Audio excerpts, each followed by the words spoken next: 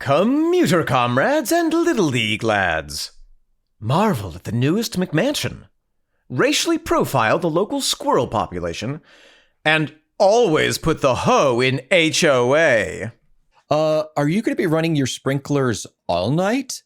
It's time to talk Tull to me. Perfect.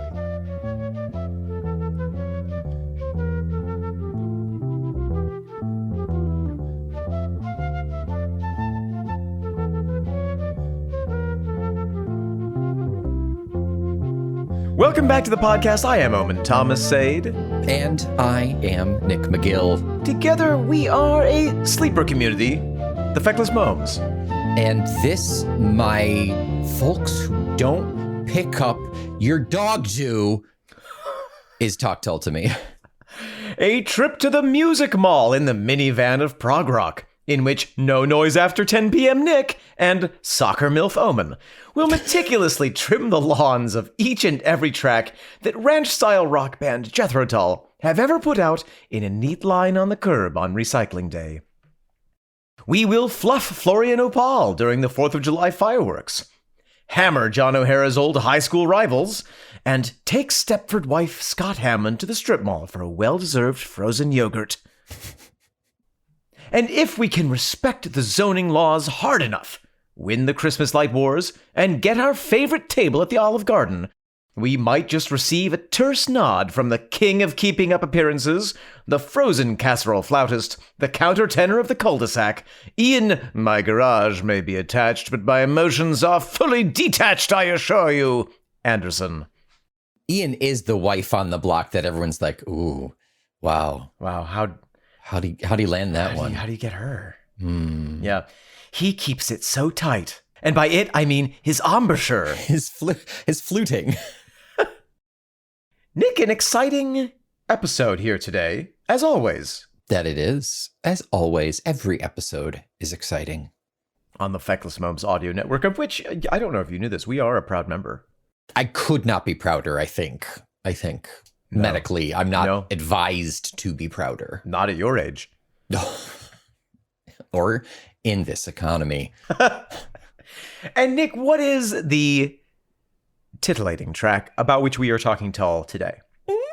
We're talking the second half of 22 Mulberry Walk. We are on the second to last track of the album proper. We are on Kismet in Suburbia. We sure are. And Nick, sure are. And because I am possessed of an extraordinary memory, I want to remind you that when we listen to it, we are going to listen to the last 30 seconds of Confessional so that we have the setup for Kismet in Suburbia. She flows in. She do flow. She flow. It's a heavy flow. She's like, she's diaphanous. Ooh. Anything to talk about before we jump in with our ears? I just want to spark the excitement for the Frey Bentos. After I brought it downstairs yesterday and put it on the counter, Rook walked out of his room and said, "Oh, you got the Frey Bentos?" Oh my God. He's the only child in 1,000 miles who's ever seen one of those. Yep. I told him about it and he is thrilled. He will be a part of our Frey Bentos eating video. So stay tuned sometime after April. You're going to have to get another one. Yeah. Yeah, right. That one's just for him. So stay tuned sometime after April, and the invitation is still out there. If you want to come up for the Martin Show on 4/19, you're welcome to come and partake at Shea McGill, the Frey Bentos. Yeah, we can slice it into an infinity of slices. I'll have an Ouroboros of Frey Bentos, please. An Oro Bentos. That makes me happy. Frey Bentos, the fresh maker. It's a something maker. I don't know. The regret maker. Yeah, probably. All right, without further ado, let's jump into Kismet in Suburbia. Let's do it.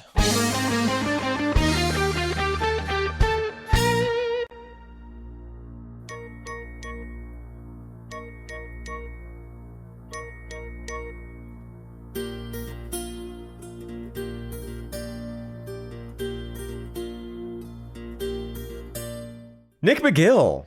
Oh, man, Thomas said. What is Kismet?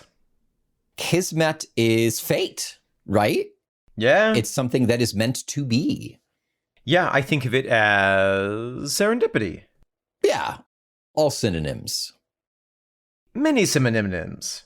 Many cinnamon in my coffee. I believe it is Yiddish. Oh, it seems to come from Arabic through Turkish. But it also exists in Hebrew. Huh. It comes from the Arabic word qisma, which means portion or lot. Yeah. So your lot in life. Fate. You were destined to have this lot in life. Yeah. Yeah. Very cool. Great word. Great concept. Full of malarkey. And why don't we jump into the music? Yeah. Let's be wacky today and jump into the music. So, as discussed, Boy Howdy does the last 15, 20 seconds of Confessional legit just blends in. You've got that leftover reverb? You get that leftover reverb from the previous track starting in at Kismet. Reverb is always tastier when it's had a chance to sit. I like a little leftover reverb. I like it cold in the mornings. Oh, sure, why not? Yeah. It's worth remembering that this is an album that really, I think, should be listened to in one sitting. It is. It really is, yeah. The divisions between the tracks are as false in nature as the divisions between nations. Oh, wow. They only exist in our minds. Yeah. Confessional is bombing what ifs, maybes, and might have beens well, right that's now. True. That's true. A lot of feelings. Yeah. But you're right. We have this wonderful setup, the drone, as it were, which I think is affected by the organ or perhaps by the synth. Yeah. Starts us off for Kismet. And then we get this really fun bam, bam, bam, bam, bam, bam. With synth and Glock at the same time, right? I think.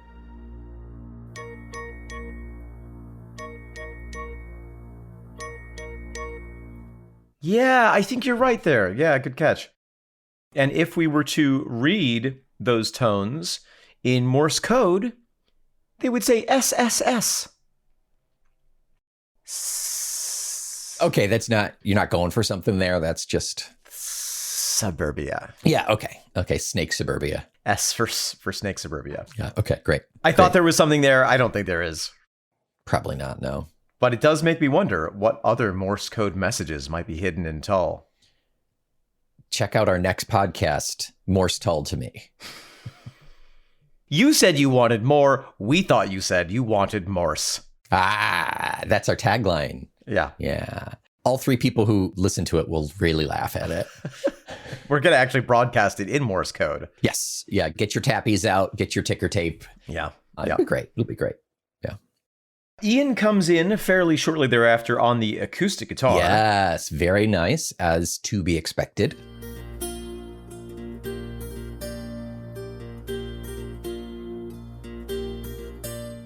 Brum dum bum. So sweet. Yeah. It's so good. Mm-hmm. How does he just keep... When will he stop getting better at the guitar? When he attains godhood, I think. Well, it seems like he would just get better from there. Oh, you're saying at that point he will achieve a state of absolute perfection. Exactly. You've transcended. You can't be any more perfect. Yeah. He can create a rock that he can't lift. That's how powerful he is. That's the God argument. If God is so powerful, can he create a rock that he cannot lift? Wow. But if he cannot lift it, how is he all powerful? Oh, that is really interesting. Is that what they were doing at Sunday school for you Catholic kids? No, they had this argument about how, and I don't remember the logic behind it, probably because there was no goddamn logic behind it. But I remember this discussion of how they proved that evolution was not a thing because you've never opened up a jar of peanut butter to find an organism there, to find something living in the peanut butter. That's because of pasteurization. Wow. but science. Interesting. Yeah, horseshit. I'm glad that you brought up God. It's difficult not to. Because, well, and there's a lot in here. We've been talking about Dante throughout this entire episode. We've been talking about Dante through this entire album. And I think that we're really getting into some of the interesting connections here. But first, music. Yeah. If music be the food of love, let's talk about it. Chomp on. Glock synth bass drum comes in. And then we shortly thereafter move into this really driving, this subtle, quiet, driving feeling.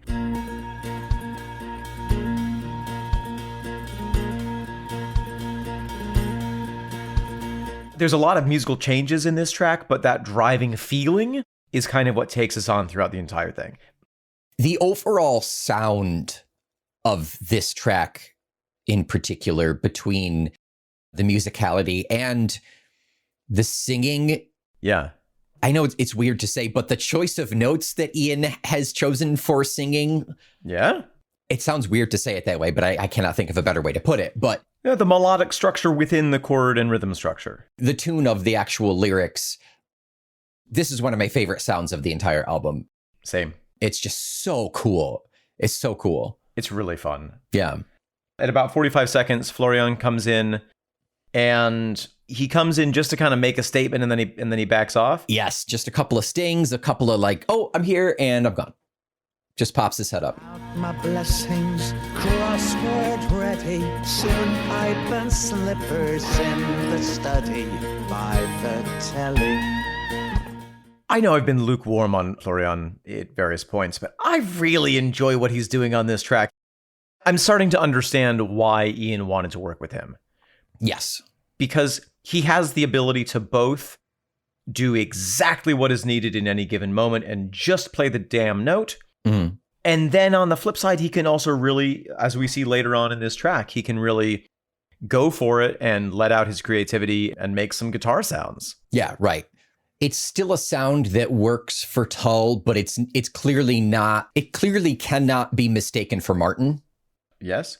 I definitely understand wanting to branch a little bit away from that sound. Absolutely. And he's not a clone of Martin. He is himself, and it was worth those 18 years that Ian spent growing Florian in a test tube in Svalbard. Yeah.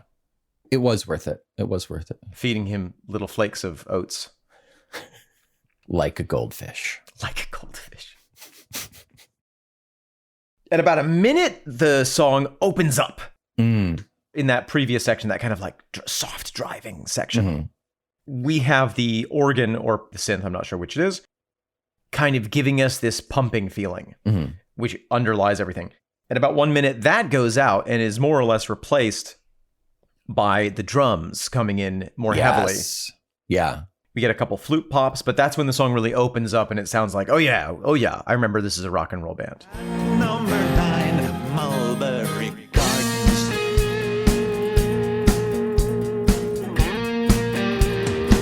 I'm not sure time-wise, but at the second verse, at the start of the second verse or in there, the guitar takes on a chugga-chugga. Yes, it sound does. As opposed to like a little sting here and there. It's more solid chugga chugga chugga. Fresh start, another day, another life, so far away from hell-raised Aria.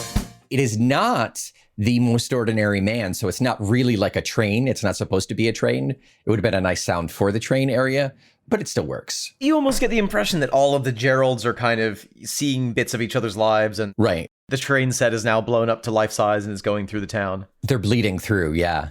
Yeah. Florian really sells it in this next section, really opening up the gas, giving it some octane, putting it in sport mode, if you will. I might. Is that third verse? Roughly ballpark? Yeah. Yes. We get some very prominent, very clearly Hammond organ there, as opposed to like, is that a synth? Like, no, right, this is right. This is John having fun on his Hammond. And flute comes in a little more prominently there as well. Not a ton of flute on this track. No. But a nice treat when we get it. Right. Just enough accents to make it a sweet delight when you do get it. Yeah. Yeah. Always leaving them wanting more. Yep. At around 3:05, when we're going back into, I think it's Gerald the Homeless. When it quiets down Yeah. again? Yeah. We drop back kind of into that previous sound, which is quieter, but still has that intense drive behind it. Fresh start, another day. My cared for partner just slipped away. There's something even more potent about the quietness there. Yeah. So you're relying only on the content and that almost soft-spoken whispered delivery of this portion of our story that really hammers home, as opposed to, wow, wow, 23 Mulberry Crescent. Yes. Ian's vocal performance on this track is really quite diverse. We have him kind of doing his barely singing thing. Yes, yeah. And then we have him full rock star mode as well. And everything in between. It's pretty cool. Yeah, he does fluctuate a lot here, more than I think at any point in the rest of the album. And that's pretty poignant and okay here, I think, given that we are at the end, quote unquote, at least of the journey that we see of these various Geralds. And they vary. Their ending story varies to certain degrees. He's giving us the full Gerald. I once had a full Gerald. It was too much for me. I stick to like a half Gerald. When I'm feeling really spicy, I'll usually do a quarter. Have you ever listened to that Jimi Hendrix album, The Gerald Experience? I've not listened to Jimi Hendrix, so that's a no. I'm sorry. Okay. Racist. Was it the Hendrix Experience? Is that what it's called? Yeah, exactly. Oh, okay. Yeah. The Gerald Experience. It's just him reading Yeah. the lyrics to Thick as a Brick. He has a half cup of decaf coffee. Yeah, it's the clink, clink, clink. Would you like another cup of coffee, dear? No, I have to read these lyrics. No, I've already shit my brains out. The poet and the painter, casting shadows by the water. I would take a glass of lukewarm water. And then at the end of that, that's when we get into that kind of strange transition breakdown bit where we finally get the tidbits that we saw way back when we watched the making of video. We finally get tuckety tuckety tum. Take away a takeaway.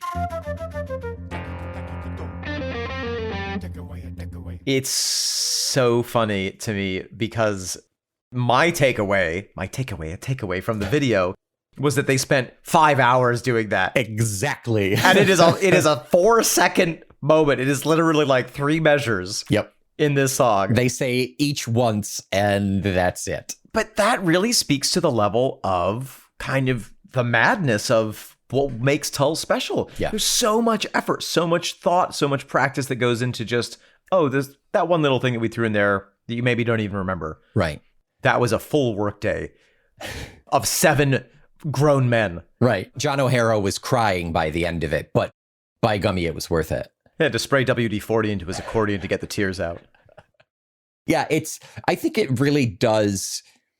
It does speak to the significance of how hard they work and a lot of the idea that even if you don't notice it on the 35th listen, someone has, Yes. and it has affected them in some way, and they've really taken something from it in some way. Well, and this is one of those typical Tull tricks, a typical Tull trick, where in an entire album, there are all of these, this is a good example of a unique moment that doesn't happen anywhere else. Yeah. We don't even have a reference to anywhere else. Yeah. It's just this little it's like the Higgs boson just suddenly appearing, disappearing, and now we're like, now we have to redo our understanding of everything. Yeah. Yeah. And if I'm honest, if I hadn't seen that portion of the video, I'm not sure this spot to me would be at all that significant. It zips by so quickly. Which makes you wonder about all of the rest of the album. Exactly. And all of the things that we're probably missing. The rest of the catalog. I know. I mean, we pick up new stuff all the time.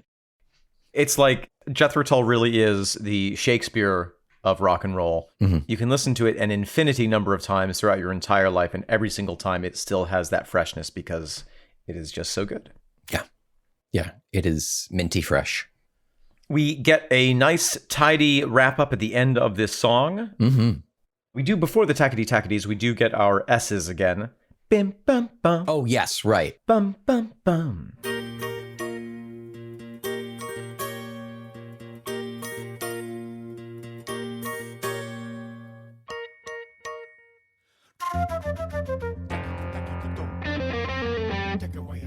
Like you said last episode, like Broken Bride, there are these sonic indicators that tell us where we're going to be and where we have entered. So that brings us back to the very beginning of this track, indicating we're kind of entering this softer section. We're entering a new part of that section. It's that, what's it called? A coda, where you go back to the beginning? Yes, well done. It's the coda. And then it's not exactly the same, but it still sticks to that general theme. And actually, since now we're going bum, bum, bum and holding that last note a little bit, it could be a U instead of an S. Oh, SSU. Mm-hmm.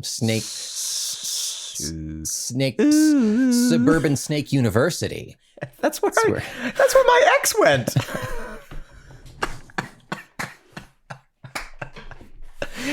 She got her GE there. Oh, that's very good.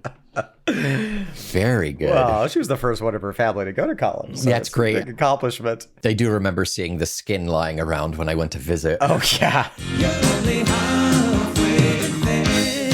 Omen. Nick McGill. Real quick. Yeah. Just want to say, yesterday the episode of Cozy Corner Shunt and Shuffle dropped, and we had a little correspondence from Anglo correspondent Vicar John. Vicar John, it's so nice to hear from you. Vicar John writes in to clarify our confusion Thank goodness. on the line about O-levels. Oh, okay, sure. Great. So Vicar John writes in via the Discord, which you can gain access to by becoming a Patreon patron for just $5 a month if you want to. That's totally fine. It's no pressure, but that'd be cool. John says, Gerald took O-levels, General Certificate of Education Ordinary Level, examinations in the school year when he was 16. Ian and I were both in the express stream of our respective grammar schools, which meant that he took our O-levels a year early. Typically, we took exams in 8 or 9 different subjects. Usually there was a choice of foreign languages to be studied. Latin was usually taught in grammar schools, but students could drop it after a couple of years. Ancient Greek was also often offered. Wow. A-levels are advanced levels and haven't changed significantly since the 1950s. Typically, people study 3 subjects in the 6th form for A-level. Latin, Greek, and ancient history were mine. Wow. And need to get good enough grades for a place at university. Since 1988, students have taken GCSEs, and I know I've heard that a dozen times, and I never knew what it was, and it is General Certificate of Secondary Education. Okay. But these are broadly similar to O-levels. Ian left Blackpool Grammar School in the 6th form before taking A-levels and went to art college. What might have been if he had stayed? Ooh. Whatever happened to Ian Anderson? Whatever did happen to Ian Anderson? Oh, I know exactly. I know exactly what it was. So we weren't too far off in a general sense. Yes. But thank you, John, for clarifying the details. If you capped out at your O-levels, that was a sign that of your ambition, your work, your intelligence, whatever. Right. Whatever is assigned to that. But it's interesting to note, I hadn't realized that you could actually take them early on an accelerated program, kind of blast them through on your way to higher tests. Yeah, and get started on your A-level specific courses a year early. Yeah. Yeah. Or go to art school. Or just F around and take a gap year. Yeah, take 50 gap years to do a rock and roll band. He's actually, that's when he's done. He's going to take his A-levels and really knock it out of the park. He's going to be great. Yeah, he's just not ready. It'll be music, theology, and salmon. and botany. And botany. Yes. Yes. He is, after all, a botanic man. Nick Omen. We've talked about Kismet. Mm-hmm. We could fill several many episodes with what is Suburbia. We could. We won't, but we could. But what is generally suburbia? What is that? Suburbia is the idea of being wealthy enough to live outside of the city. Mm-hmm. The suburban sprawl is kind of that ring, that footprint that comes out around the city. That's your white picket fence, your McMansions. Sure. You're living in a cul-de-sac. The American dream. The American dream. You're generally a yuppie at that time. Yeah. Young urban professional. A yuppie. A yuppie. Young suburban urban professional. Well, and actually, we've talked about bedroom communities, commuter communities. Yes. Yeah. Where by being outside the city, you can afford more space, but you still have to travel into the city. Mm-hmm. It's also a function of the post-war era. Sure. Where there was a lot of need for more housing and there was demand for more space, and that became a trend. Right. It's also associated with, boredom, racism. Yes. A lack of culture. Yeah. Because generally the way the economy worked and capitalism worked is it was usually the white people who could do it. And often suburban communities were specifically designed to exclude people who were not the right sorts of people. My dear. But we also have to remember we have a very American view of suburbia. That's true. And UK suburbia might be a slightly different beast, although I'm sure there are some things that are similar. I think the main thing is that it's out of the way. It's not in the middle of the hustle and bustle, and it's a little bit more segmented. You might know your neighbors, but you probably don't know your neighbor's neighbors. Yeah. Unless you're one of those super annoying people on the HOA who knows everybody. Yes. Yeah. And won't keep your nose in your goddamn business, Tracy. Yeah, for real. Yeah. A bigger fence. Yeah. Just slightly wealthy enough to get away. You're still jam-packed, whether it's in the city or in suburbia. You've got a postage stamp of a yard, and that's about it. And you keep it meticulous. But you have a yard. Yeah, you don't use it for anything except showing off. Yeah. Remember please remember if you would.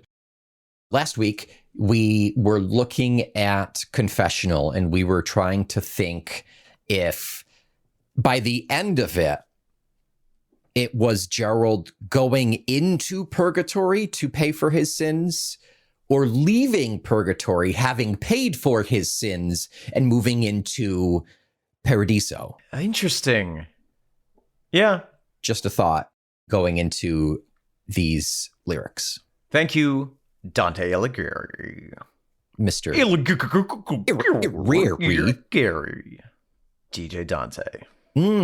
I'd check out his set. Hey, I hate you, mother. Look what I did to you in my book. Oh, you're downstairs in a hellhole. You're getting eaten by goats. Hey. His freestyling really is where he excels. Come on, MC Virgil. Yeah. Okay. You're like, are you done? Okay, I got nothing to contribute to that. This is another interesting situation where we have in silent singing. We actually have titles for these different verses. Mm-hmm. And we could probably figure them out without them, but nice to have them so we don't have to. But also, because of that, in particular, a little more interesting that it's not the same order that we had in Confessional. Yes, they are in the appropriate dramatic order, not in the prescribed order that they were presented in the album. Yes. Or even in the previous song. Right, yeah. So we start with Gerald the Banker. Fresh start, another day, another life. A quiet cafe, Starbuck, euphoria. Fresh start, another day, another life. A quiet cafe, Starbuck, euphoria. This theme of fresh start, another day is repeated in every single one of these 5 verses. Yeah, it's the first line for each of them, yeah. It's kind of the key, in a way. If something is repeated in Shakespeare, if something is repeated, it's probably important. Yeah. And I think it's more of a snippet. It's indicative of more of a snippet because every one of these Geralds started at school. Mm-hmm. And then they ended in Confessional. And now this next section, everyone starts with fresh start another day. Everyone ends with mulberry blank. And you pointed out, you described it really well a couple episodes ago. That I know. that this album, you have this one origin point, And then they all spiderweb out Mm-hmm. in these different filaments and then come back together. That's at Confessional, I would say. Yeah. And now they are now ballooning out again Yeah. into another series of paths. But I wouldn't say that it's so drastic as that first breaking off, that first splitting. Absolutely. This feels It's a very little bit clean. more It's just like controlled. boop, boop, Yep. boop, boop, boop. Yeah. We have a back reference to Banker Bets, Banker Wins with draconian calls for regulation are drowned in latte with Starbucks muffin. Yes. Draconian calls for regulation are drowned in latte with Starbucks muffin. So he's made more money than God, lost it all, gotten a slap on the wrist, maybe done some white-collar jail time, Mm-hmm. and now he's sitting down at a Starbucks cafe and he's like, at least I still have this. In his little suburban town of Yeah. St. Cleve. Count my blessings, crossword ready. Soon pipe and slippers in the study by the telly. I seek forgiveness, I beg your pardon, at number 9 Mulberry Gardens. Count my blessings, crossword ready. Soon pipe and slippers in the study by the telly. I seek forgiveness, I beg your pardon, at number 9 Mulberry Gardens. I think this is so beautiful. And what he's describing is very different than what Gerald the banker was experiencing with, I'm going to tell my assistant to get me a romantic lunch date I'm gonna eat Hermione. with teenage model Hermione Yeah. in the big financial district in London. Mm-hmm. And the turn that he takes a la Wolf of Wall Street, where he's coked up and gets caught. Right. And now this is also the end of Wolf of Wall Street, where he becomes kind of just a hack shadow of himself, although Wolf of Wall Street is a little more pathetic.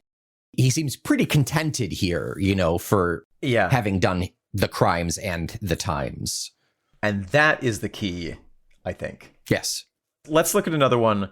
Gerald the chorister, next verse. Fresh start, another day, another life so far away from hell-raised aria. Whoa.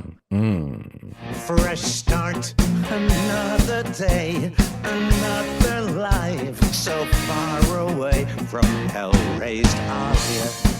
Again, the notion of the voice being so important to Gerald the chorister. Yeah. It's sort of like Saruman. Yes. Don't let him speak. His voice is really annoying.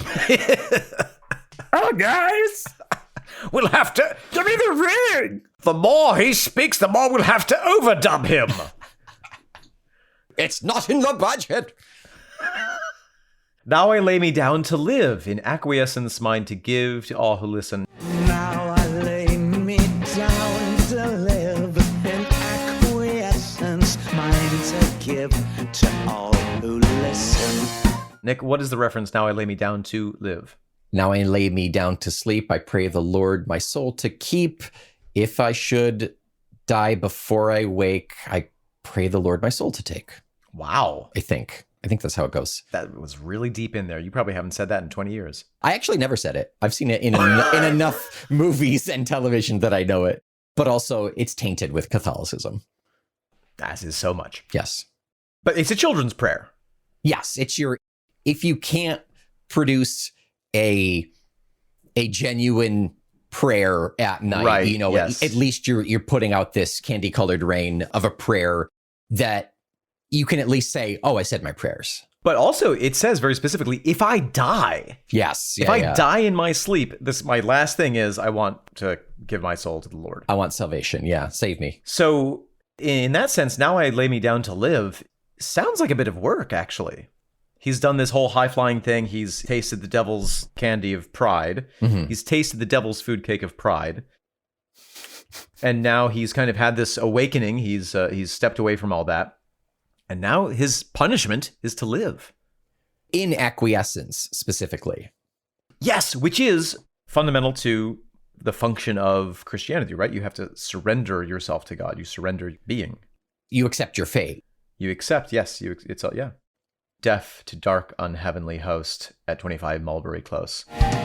death to dark, unheavenly host at 25 Mulberry Close. I'm no longer affected by the whisperings of Satan. I've had my ears plugged with wax. The Holy holy wax. wax of Jesus. Mine to give to all to listen is interesting. There is that sense that he is still kind of maybe doing the preacherly stuff, but in a very different way. It reminds me of Fishermen of Ephesus. He's not going out there proselytizing, but if somebody wants to have a conversation about it, he'll have an honest conversation about it. And I also think it's, well, I learned my lesson the hard way. Let me keep you from steering Yes. in the wrong direction. Left. It's left. Into the rocks. Yeah. Sinister.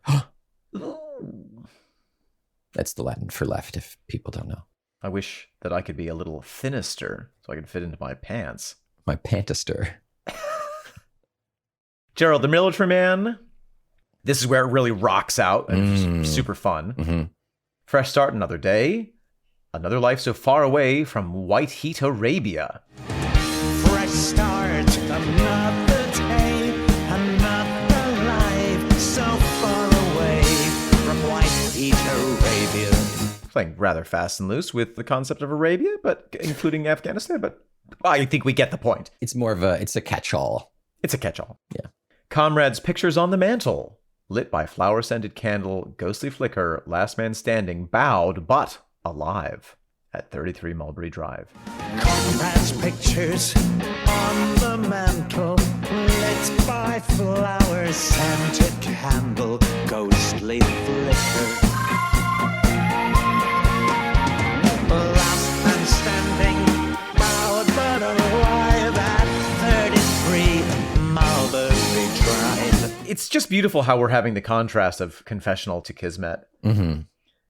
And even before, even if we go back to Wootton Bassett Town, that sense of emptiness that Ian so effectively conveys in that. Yeah. That sense of real loss. Now we have, okay, he's found some meaning in his life. And now he's actually he's still alone in terms of he's lost all of his war buddies, but he is keeping their memory alive. Mm-hmm. He's honoring them by himself living. Yeah. Yeah, so they did not die in vain. They died so that he could have a nice little pad at 33 Mulberry Drive and feed the birds every morning, which is what they would have wanted. It's what they would have wanted. Yeah. Gerald, make sure someone feeds the cardinal. Feed the bird. Feed the what? Feed the burgers? Feed the bears? What am I supposed to do? I've fed every bee animal that I could find. Even the bees. Gerald, most ordinary man. Oh, I have another take on this. On Ordinary Man? Yeah, on Gerald. On Gerald. On Gerald, the Ordinary Man. Okay. In his original section, he's so obsessed with his trains. Yes, right. I had posited maybe he bankrupted the store by spending all of his money on trains. Yeah. It might be simpler than that. He may have just bankrupted his marriage. Ooh. And because he has to pay alimony, he can't afford the trains? Well, perhaps, but maybe it's just his obsession, his indulgence with his little hobby cost him something. It could have cost him his marriage because she's not mentioned at all in these wrap-up sections. But in Confessional, he's selling his trains. So is it he's off the train smack now and he's got to get it out of the house, otherwise he'll fall back into his habits? Probably. Yeah. But is it too late for his marriage, is my question, with Baron Madge. It is. It is. I cannot hear Baron Madge without thinking that she's a baron. She's like, that's her title. It's Baron Madge. And he's a baronet. Baron Samedi, and he's a baronet. Yeah. Okay. Fresh start, another day, another life, not so far away in slow burn suburbia. He didn't move that far. He moved down the road. Fresh start, another day, another life, not so far away in slow burn suburbia. Yeah, he got kicked out of the house and he's renting an apartment above the sweet shop. All routine and repetition. Stamp collecting, first editions, steam train spotting. Yeah, he's an FTN. Numb the senses and numb the brain at 54 Mulberry Lane. Routine and repetition, stamp collecting, first editions, steam train spotting. Numb the senses and numb the brain at 54 Mulberry Lane. Rough path for him. He's contented. I think like all of these, he's contented. You know, it could have been better, but it turned out fairly okay in the end. I had my big mix-up with trains. I'm off that now. I still look at him. I look at him. There's no harm in looking, right? Yeah. Like I can Yeah. still look. Okay. Anyway, I gotta go drop $10,000 on stamps. It's a first edition. It's where the plane's upside down. They misprinted it. Those are worth millions Yeah, I of know. dollars. You know, So silly. dumb. What is the stamp collecting thing? What's the album collecting thing? What's the obsessively talking about a single artist for years and years and years and bringing other people into that thing? Honestly, it's a little sad. It's a little sad. Yeah. When we move to Suburbia, we're not going to talk about rock anymore. No. We're going to talk about just sounds. The entire catalog of Miles Davis. The entire catalog of every sound that has been made in the world. Bitches brew to me. Mm-hmm. Gerald the homeless, fresh start another day. My cared for partner just slipped away from sweet utopia. Oh, that's so sad. Yeah. No more slap and tickle. Fresh start, another day. My cared for partner just slipped away from sweet utopia. But also, you know, I feel like of all of the journeys, that's the one where there was the kind of the most change in fortune. Mm-hmm. He went from on a good path to completely homeless to redeemed by love to now having lost that love. Yeah. To living the rest of their life, spending the rest of their life with them. Bequeathed comforts, ceramic hob, electric blanket, your uncle's bob. A pretty picture treasured moments past and present. Bequeathed comforts, ceramic hob, electric blanket, your uncle's bob. A pretty picture. Treasured moments, past and present, at 17 Mulberry Crescent. Your uncle's Bob. Mm-hmm. Bob's your uncle. Bob's your uncle, which is an expression to mean, oh, and there it is. There you go. That's what it is. Yeah. That's the way the cookie crumbles. Yeah. So that's the way life was and is and will be. And that's it. You know, that's all I have to show for it is the memories and an electric blanket. Ooh. And that's okay. And that's okay. Yeah. Because that electric blanket goes all the way up to 11. Oh, baby. So let's talk about redemption. Let's get deep. Because I think that's what this is about. Did you say treasured moments past and present at 17 Mulberry Crescent? I sure did. Okay, good. You just forgot. I was busy looking at Bob's your uncle. Definitely said it. Now I have my doubts. You know, this could end with Gerald the banker in jail, Gerald the chorister in jail, Right, yeah. Jared the military man homeless, the ordinary man, I don't know, being forced to do something. Having to make a decision about his life. Yeah, Gerald the homeless again. Yeah. You know, they could all kind of get what's coming to them. They could get what they deserve. Mm-hmm. But instead, they are all redeemed. They all pass through the fire of that sin. They go through the inferno. They go through the purgatory. Mm-hmm. And now each of them has some virgin. Each of them, In their basement, tied up. each of them has some version of what Dante would describe as the earthly paradise. Yeah, right, exactly. And that, I think, is a really extraordinary ending to this album, almost ending to this album.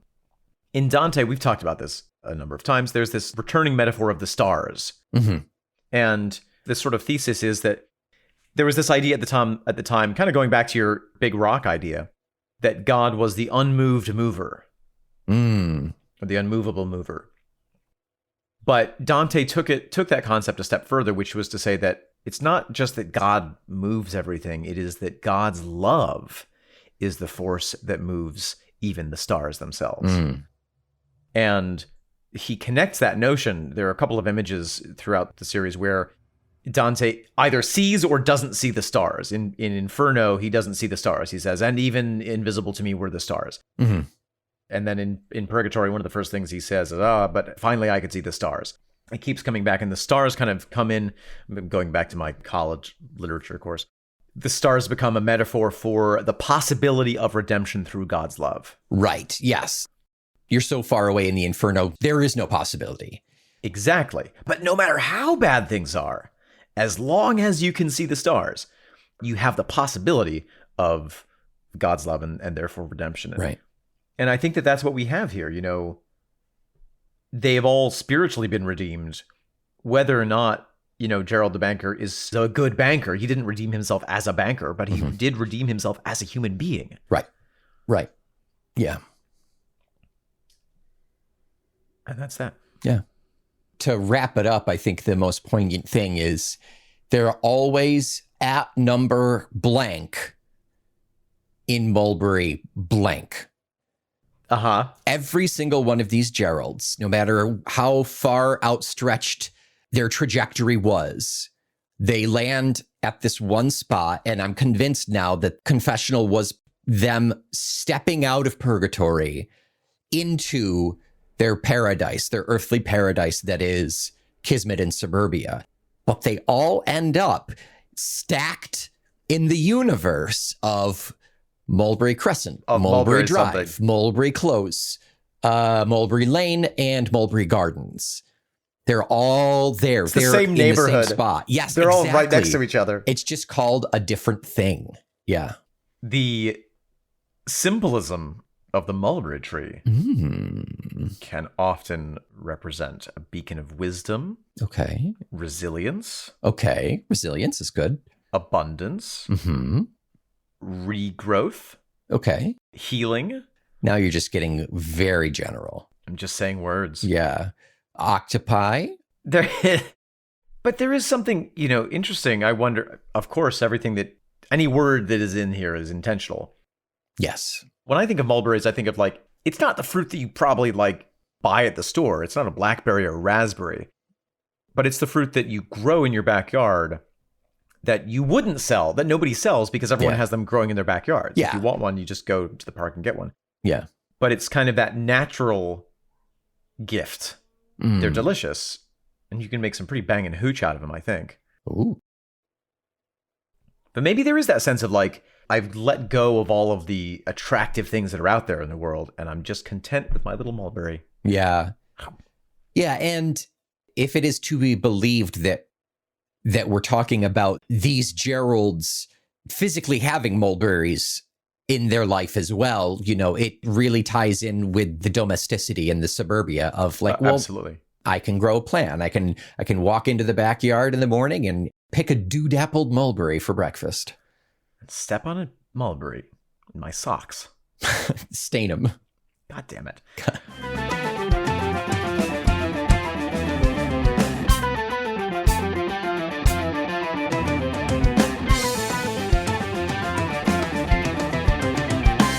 Nick McGill. Ohm and Thomas Sade. What have we to talk about next week here at 44 Mulberry Spleak? Feckless Mulberry Lane. This will be the final track off of tab 2. We're going to talk What Ifs, Maybes, Might Have Beens, which falls under the section of What Ifs, Maybes, Might Have Beens. Mm-hmm, a lot like A Change of Horses was the only one under A Change of Horses. Yeah. So that will wrap up the album proper. We've got one more Ian quote-unquote solo project, and then we jump into Curious Ruminant. Oh my God. I'm so curious to ruminate on all of these albums. And Nick, I just want to say, you know, as we're, you know, coming toward, I don't want to say the end, but as we're coming away from the middle of this project, it's just so fun. And I feel like I understand even less about Tull now than when we started. Which is, in a sense, more satisfying. It feels appropriate, yeah. Yeah. Good science raises more questions than answers. There you go. And Perfect. we are nothing if not scientists. So we're nothing? Is that what you're saying? We're nothing. Until next week, I am the electric blanket under your covers, Owen Thomas Sade. I am flower-scented, ghostly, and flickering, Nick McGill. We are your comrades' pictures on the mantle. The Feckless Momes. And this is the unheavenly host of Talk Tull to Me. Talk to me, yeah!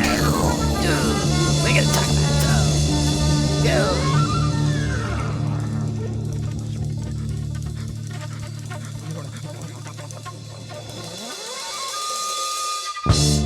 Now unto these fiery depths of hell I summon unto me my faithful servant, Abraxas! Come ye forth in a fiery pit! Wow! Abraxas, welcome to the ninth circle of hell. Yes, your excellently awfulness, your terribleness. Oh, I am pretty bad. Yes. Here I am. I have the weekly reports for you, my lord. Oh, Abraxas, you know I love hearing your weekly report. Oh, paperwork, it's your thing. Oh, I love it. I love it. A stamp for everything and everything with a stamp. Now, let's start. Let's start with some of my favorites.